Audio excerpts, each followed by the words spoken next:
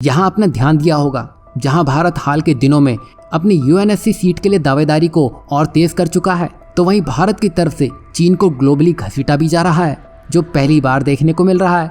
यही वजह है कि चीन के ग्लोबल टाइम्स ने हाल ही में भारतीय विदेश मंत्री डॉक्टर एस जयशंकर पर तीखा हमला कर दिया है।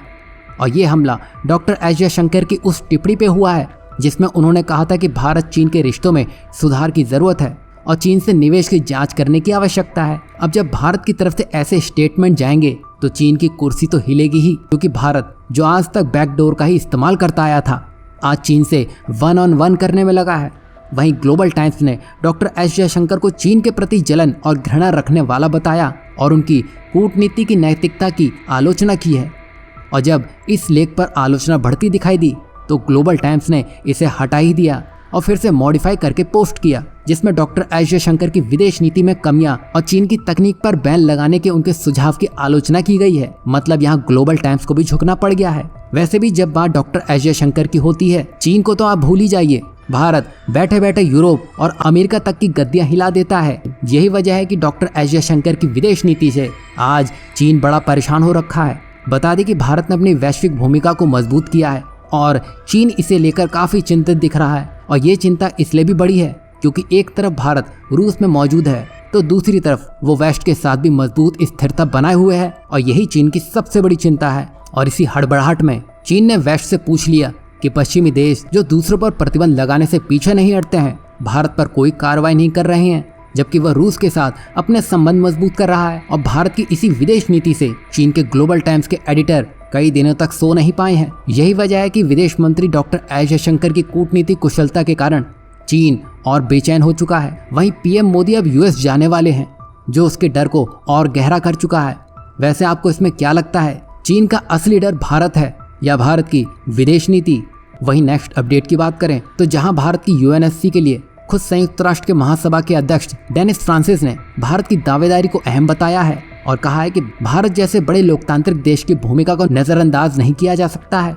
मतलब जहां भारत यूएनएससी के करीब पहुंचता हुआ दिखाई दे रहा है, तो वहीं बांग्लादेश की बिजली से लेकर खाने पीने का सामान अब भी भारत से होकर गुजरता है। जहां चावल, आटा, दाल ये सब कुछ इम्पोर्ट ही होने में लगा है, जो साल दर साल इसके आंकड़े बढ़ते ही जा रहे हैं। मान लीजिए भारत इनको ही रोक दे तो बांग्लादेश का क्या होगा? वहीं अडानी ने तो अब बांग्लादेश को फाइनल अल्टीमेटम दे दिया है कि बस बहुत हो गया, जल्द से जल्द 4,200 करोड़ रुपए का पेमेंट भर दो। दरअसल बांग्लादेश पर अडानी ग्रुप का कुल $800 मिलियन यानी कि 6,720 करोड़ रुपए का कर्ज है। इसमें से करीब $500 मिलियन यानी कि 4,200 करोड़ रुपए का पेमेंट ओवर ड्यू हो चुका है। मतलब ये रकम लगातार बढ़ती जा रही है। अब यहाँ आप देखिए, ना इनको बिजली की पड़ी है, ना ही इनको भारत से एक्सपोर्ट किए जाने वाले आटे दाल की पड़ी है। अभी ये अलग ही दुनिया में पहुंच चुके हैं। यही वजह है कि जमाते इस्लामी जैसे कट्टरपंथी संगठन बांग्लादेश में भारत विरोधी भावनाएं फैलाते नजर आ रहे हैं। ये लोग बांग्लादेश के राष्ट्रगान और संविधान को बदलने की अब मांग करने लगे हैं, क्योंकि उनका मानना है कि ये भारत द्वारा थोपी गई चीजें हैं। बता दें कि 2021 में जब पीएम मोदी की बांग्लादेश में यात्रा चल रही थी, तब इसी संगठन ने हिंसक प्रदर्शन किए थे जिसमें कई लोगों की जान भी गई थी।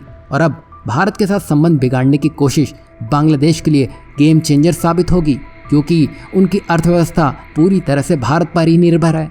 अगर भारत से कुछ भी परमानेंट के लिए बंद कर दिया जाए तो बांग्लादेश खुद ब खुद बैठ जाएगा। जहां बांग्लादेश इन सब में पड़ा हुआ है, वहीं भारत मेक इन इंडिया में बड़ी धाक जमा चुका है।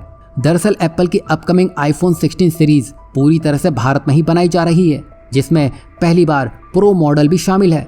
और पहले सिर्फ बेस मॉडल का ही भारत में निर्माण होता था, जबकि प्रो मॉडल चीन में ही बनते थे और दुनिया भर में एक्सपोर्ट किए जाते थे। और अब यही आईफोन 16 सीरीज 9 सितंबर यानी कि आज लॉन्च की जा चुकी है और जिसकी बिक्री 10 से 15 दिनों बाद शुरू भी कर दी जाएगी। वहीं भारत में बने आईफोन अब एक्सपोर्ट भी होंगे, जिससे भारत का आईफोन प्रोडक्शन में हिस्सा 2025 तक 25% बढ़ने का लक्ष्य रखा गया है। वहीं चीन अमेरिका के तनाव के कारण एप्पल के उत्पादन का बड़ा हिस्सा भारत में ही शिफ्ट किया जा चुका है, जिसमें PLI स्कीम का योगदान बहुत महत्वपूर्ण माना जा रहा है।